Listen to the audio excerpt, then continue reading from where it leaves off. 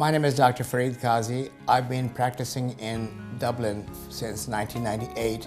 I'm the first oncologist or cancer specialist who came to this town and established a practice. I've been serving Lawrence County and surrounding areas for the past 17 years and have done treatment of hundreds of patients. If you go around and find out from the people around here, every other family would know somebody who has been treated by me. My reputation as a doctor is there. Don't settle for anything less than the very best when it comes to your health. The Cancer Center here in Lawrence County is Dublin Hematology and Oncology Care.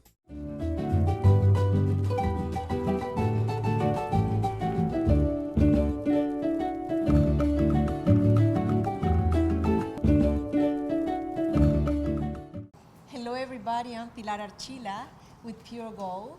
I'm sitting here with Raymond Joyce, familiar face. Yes, good to be with you as always. Same here. You know, Raymond, this is, for me, one of the best places to be because they sell here every single thing that I love and like. And this is the time of the year that I love to start thinking about my yard. Right. Because it's not quite spring, but we're getting closer. That means we're going to be working a lot in our yard. Right, right. But the day length getting longer, you know, here we are, you know, moving into hopefully a new month here. We're moving into, in spring, we'll be here before we know it. Easter, you know, comes in March as well, in spring. The 21st, 22nd, depending on which calendar you look at with that and with that. But yeah, this is a great time to begin. It's not hot. You know, we are having some warm days and bright sunny days that you can get out and work around your yard and garden and do things that, you know, that you can do now that will save you some time, you know, in the summertime, as well as, again, just taking off that winter coat. Yeah, and when you said it's not hot, you know Right. what is the first thing comes to my mind? We don't have a lot of mosquitoes bothering us when it's not hot. Right, you will have less mosquitoes this time of year, although you will see them, you know, popping up, and particularly with all the rain that we've had this winter. Yes. We've got a lot of places where water is standing. You know, you may need to check in your gutters around your house. Also check for any standing water, even a potato chip bag that may be laying beside the road or on your property.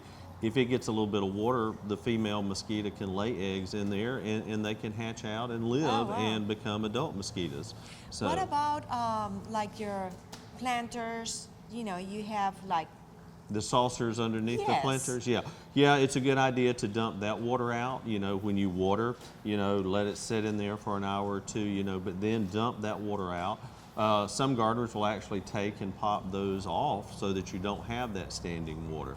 But anything really that can hold water from old tires that may be laying around or leaning up against something, even your artwork that you may have, you know, garden work that you may have in your landscape, you really need to look around and see what's going on. But mosquitoes, you know, with the threat of the Zika virus, I believe it is. Forgive me with that. But with that virus, that is going to be one thing that we have to consider is that, and we do have that mosquito here. Is the one that bites during the day. When I was growing up, we didn't have mosquitoes that bit you during the day. They were always come out at night. Right. But now, since we've had that mosquito, you can get They bitten like 24 it. hours a day. So You know what I was reading the other day, and this is just amazing, and maybe all of you have read it before, but it really shocked me that more people had died of mosquito bites than any other sickness or by people killing people or wars or whatever. Mosquito bites have killed more people in the world. Right, Isn't right. that It is interesting to scary? know. It is scary. Is that, you know, again, looking here in Dublin, Lawrence County area here, you look at us here, I mean, the early settlers of this area, they had to battle a lot of the diseases, mosquito-borne diseases or mosquito spread through mosquitoes to people. Wow. They had to deal with a lot of things that third world countries are dealing with, you know, the malaria, the dengue fever, all of those type things. We dealt here as well in the U.S., but what we did was that we mounted a concerted effort to get rid of standing water, to drain the swamps, you know, to get rid of standing water that way, or figure out some way to keep the water moving. I was going to say that I do have a little pond, I mean a little tiny pond, but the water is moving. Yeah, as long as the water's moving, the only time the mosquito will lay eggs, the female will lay eggs. The female is standing water, stagnant water, water that's not moving or has not been disturbed or anything like that. And you can, just like this fountain that we hear in the background here, as long as that water is moving, it's fine.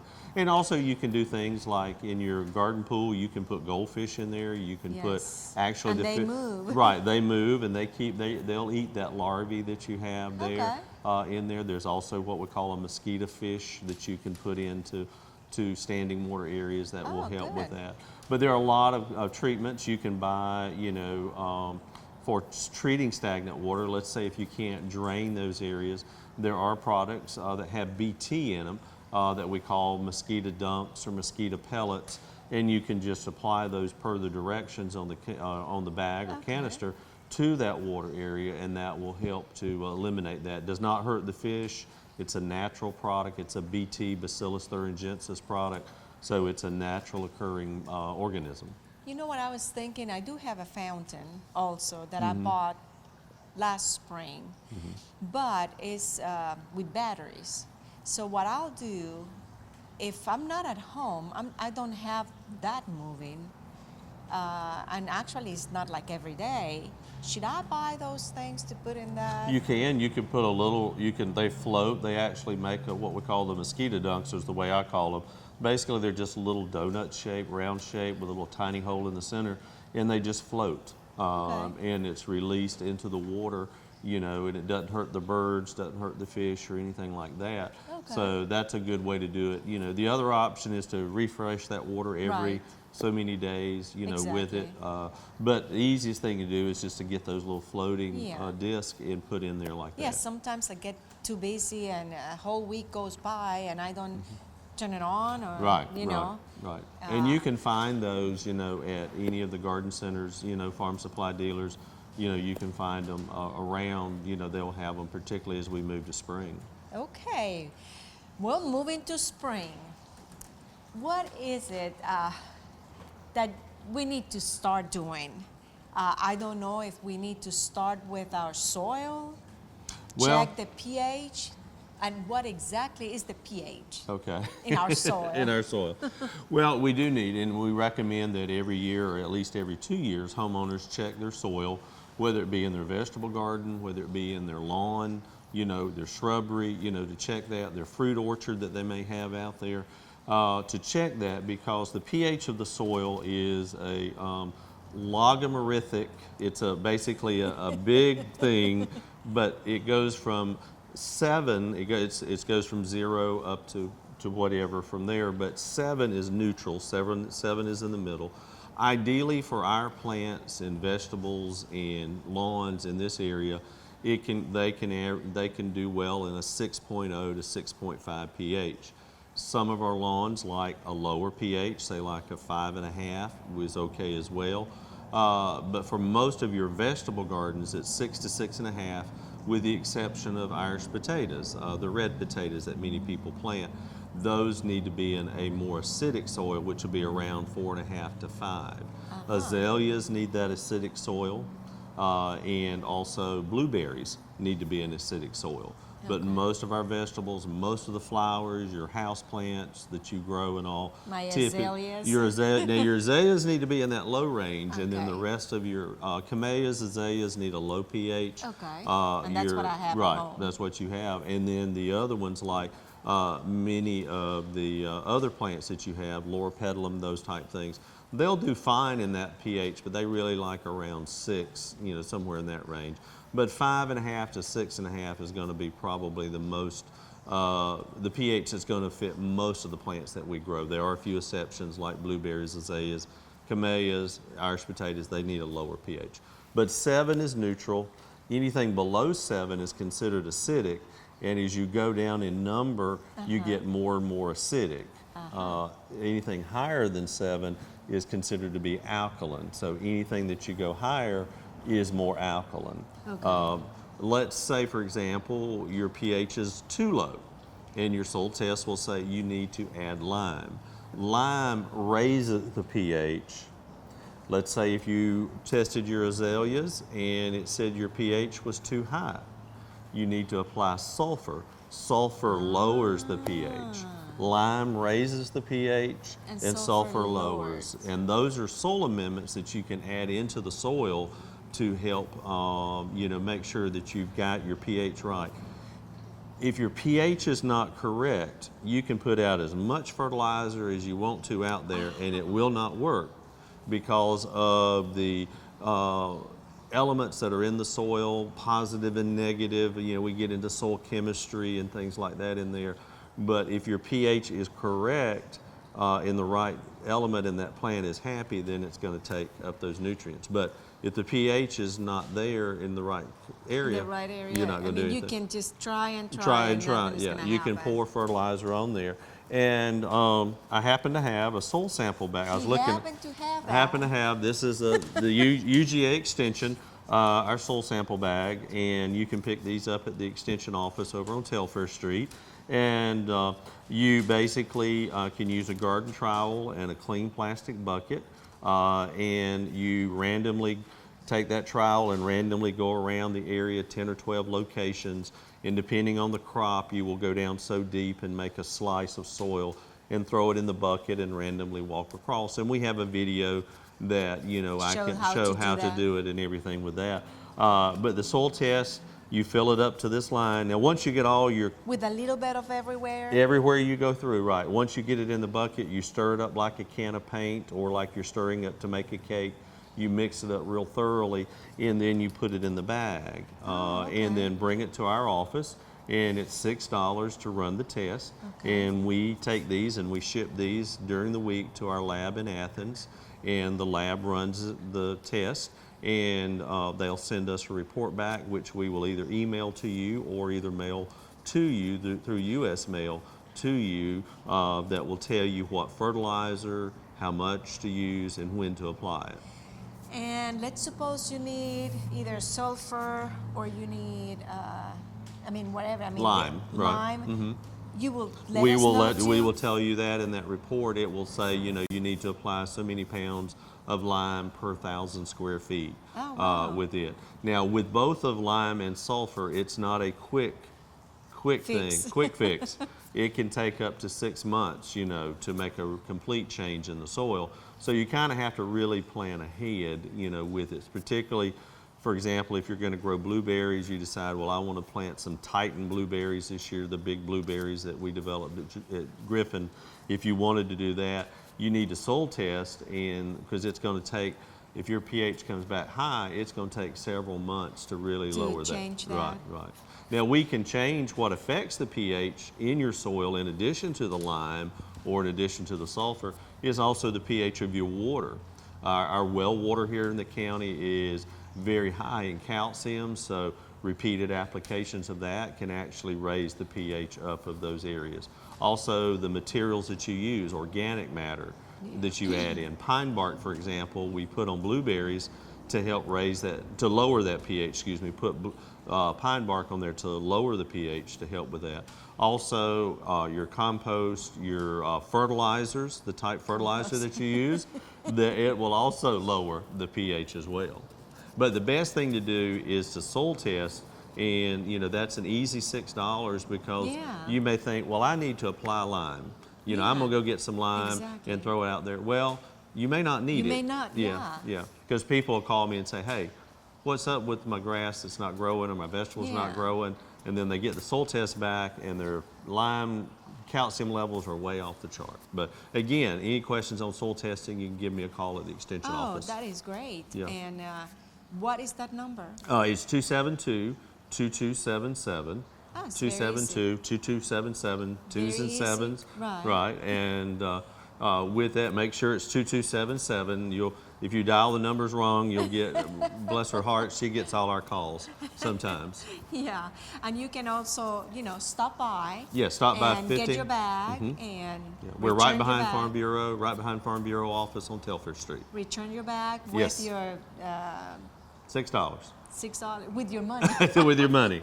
That's right. Got to have the money. Well, I tell you what, let's take a short break Okay. because you need to breathe and you need to get more. We're gonna take a short break. We'll be right back. The City of Dublin Natural Gas is growing to meet your needs by partnering with the community, like Moore Station Village, Masters Circle, The Legends, Walkridge, Live Oak, Benton House, Waterford, and Greystone. Examples of true partnership with the community. That's Dublin Natural Gas. Recently, I went to San Francisco, and it's mandatory there for everybody to save the things that you don't use in your kitchen, your vegetables and things like that, and put it in this box that the city will give them. Correct. And then once a week, the city will pick up all those, everything. And they even have compost bags that you put the stuff in there. I bought one of those boxes, and I'm doing my own here. Right, right. And I'm working on it. Okay. What I do, I dig in my yard, and every week I'll put all the stuff, vegetables and things, in my kitchen in there, like peels, banana peels and things like that. Right. Am I doing this right, or? Yeah, you are. And the composting, again, our soils are very low in organic matter, so again, between the heat of the summer and the rains that we have a lot of the soils break down very easily, and we lose, when I say soils break down, the organic matter breaks down that way. That's the reason we encourage people to use compost, particularly if you're starting a new flower bed or vegetable garden, to use, and you can make your own compost. Now, what they're probably doing is very similar to what's going on at the University of Georgia and many other colleges and universities here in the state. At the University of Georgia, they actually have those little, have little green things that look like our blue boxes here for recycling, but they have those in the offices, and people can put banana peels in there, apple cores. And they have a cover. They have a has cover. Like little tiny holes. Holes in it, yeah. So everything will kind of dry up a little bit. Right. Your coffee grounds that you have, Yes, I do you that. can dump all Even that. my tea ground, Tea everything. grounds, everything like that. Yes. And what they do up there is actually they go around, a student goes around and picks up those from the offices and replaces them, and they take them out to what we call our UG garden or UGA garden. And what that is where the horticulture department takes those and they make compost out of that material to be used in the vegetable garden and the fruit and vegetable garden there on that particular piece of property out on Millage Road. But yes, you can do that. You can buy the little things that just like you did that you can get. You can actually just use a piece of plastic ware to put those in, put them in the refrigerator, keep adding. And what you're doing is what we call the slow process, where you're actually just taking and burying it. You can actually go out there and dig a hole, plop it in there, cover it up, and just let it break down on its own.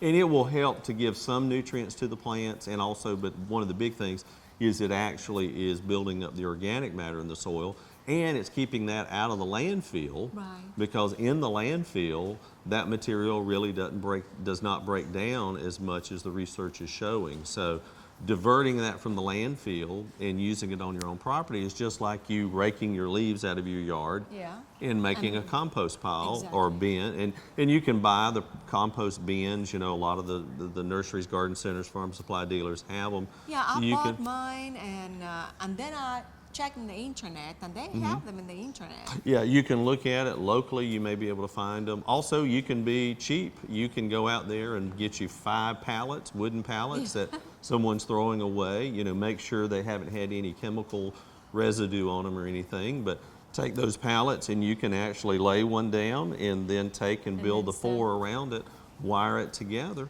and you can go in and layer, and that's a whole nother show. We can talk about composting in detail Yeah, that would and be programs that way, but we have a lot of literature at the Extension office on starting your own compost pile and material like that. But no, there are a lot of individual homeowners like you and others that do. They collect that material, and if they have a compost bin, what they do each week or whenever it gets full, they go out there and dig a hole in the compost bin, dump that material in and cover it up, you know, and it begins to compost down. Now again, you don't want to use anything that's got meat or any dairy products, anything like that, because it's just vegetables. just vegetables is fine. Your dog, your neighbors, and your dog, if you have a dog, they would love to dig that up. You know, they'd be around your yard going around and finding that. But no, you can do that. I have squirrels. I Squirrels? don't have a dog. Oh, okay. My dog is at my mom's house, but but the squirrels so far they haven't messed that up. Oh, okay. They messed that up everything but that. But that, okay. Yes. All right. They're real bad. And that's where the compost is a great thing to use. If you say, well, I don't want to do any composting, well, you can actually buy compost already, you know, pre-made in bags. You can find at the nurseries, garden centers. Also, if you contact the Lawrence County Solid Waste Authority, which is also known as the landfill, if you talk with them, they're actually composting all the yard trimmings and waste like that, and they're doing that, and you can actually go out there and get compost, or depending on, you know, you can talk with them even depending on the quantity, they might possibly even deliver.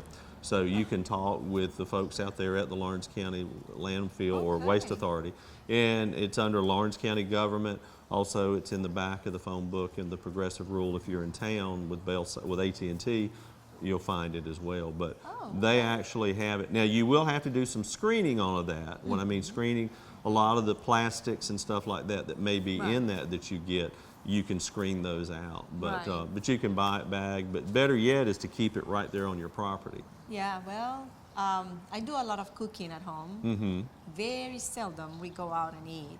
So I have a lot of vegetables and things like that that I... No wonder I see only your brother out. I don't see you out. That's it with that. So, with that, but yeah, that. It's gotta be something very special for me to go out. To go out. Yeah. But that's great. I mean, you can take all of that. You know, you can even take you know, in the city we actually, and in the county, you can recycle your cardboard and material like that. But you can even soak that in warm water. Let's take a cereal box, for example. You can take and water that, put that in some warm to hot water and let it get good and wet, and you can put that in your compost bin as well, right? Because the majority of all of those inks are actually soy-based now. I noticed, you know, in San Francisco, they had a list. They gave them a list of things that can go in there, and they got in there things that I never thought that could be part of that. But right now I don't remember exactly, but I was thinking, man, you can do that too. Yeah, there's a lot of things that you can compost, you know, there, a lot of those paper products. Now, if you're in town, if you live in the county, you can actually take those. You know, in the city, we have the blue boxes that they pick up every other Friday. In the county, we go to the county, landfill. you take to the convenience centers, and then that is not the landfill, the convenience centers, and there you can put, you can separate out the paper products. We do that. We separate the but compost is great. You know, anything that we can do to add organic matter to our soils is great. Our soil. Right. So in spring, if you're getting ready to plant a bed, a new rose bed or a flower bed or vegetable garden, add about 3 or 4 inches of organic matter, and that can be compost. That can be black cow that you buy, or it can be compost or anything, humus, peat humus, anything like that. But put about 4 inches of that on the surface, and then rototill that in or hand till that into the area, and that will help. We don't really suggest putting it in each individual hole because you're basically creating a wet spot there. It's best to scatter it out over the bed and incorporate it in. But now, like you're doing is fine, just to kind of work a little bit in there. You know. But the plant itself is not setting in that compost. No, I just put like around and my plants and. Okay, we have the soil ready. Okay. Now, if I need to transplant a plant, when is the best time to do that? Well, we're actually coming up on backside or the tail end, so to speak, of that time with that. Ideally, January and February are the best times to move plants because really? the top is dormant, and then we finally went dormant in January. We were real warm. Many of the plants that you see blooming now, you'll say, Raymond, those are not really dormant, and they're not really because we've had such warm like weather. my azaleas, Right. they were supposed to bloom like probably in March. Right. They already bloomed, Right. and the freeze Yes. already killed them. Yeah, your saucer magnolia, the tulip tree, Yes, the pink the ones, magnolia. those are all. But with that, you could dig it. Always dig it up. Always tell people if you're transplanting, just be sure that you don't forget that plant because by doing it in January, February, those roots will have a little bit of time to grow out into the root zone, grow new roots that you chopped off. But particularly if you can get it through that first year of keeping it watered, just like with a brand new plant, you need to get it through that first year. So many plants, we got cabin fever, we get out there, we're gonna do it, and we wind up killing a lot of plants because we Yes. don't get out there in the summer and water them with that. But They need lots of water that first year. That first year, they need to be kept watered. I always thought it was like that first month. It's like Oh, that first no, year. not that first month. No. They need some water, particularly trees and shrubs, your fruit trees that you're planting right now, all of Yes. those. If you can get a plant through the first year, typically it's developed a good root system in there. So this is the best time to buy fruit trees? Yes, yeah, February is a good time to do it, early spring, late winter, early spring, but ideally we plant all of our fruit plants. We try to get them in February. Now, if they're container grown, and the reason we say in February, a lot of times you'll buy plants that are bare root. They don't have any soil. February is the ideal time to do those, just like you would do bare root roses the same way. But if they're container grown, we can pretty much do that every month through the growing season. But again, you just got to water more during that time. But now if you can go to the nursery, garden center, farm supply dealer and buy containerized fruit plants, you can do that now and plant them, and you can continue on through the spring as well. But the Okay. key thing is water. Thank you so much. It's You're welcome. always a pleasure. And Always good to be with you. Promise me you'll be back here with me. All right, I will. For all of you, thank you so much, and until next time.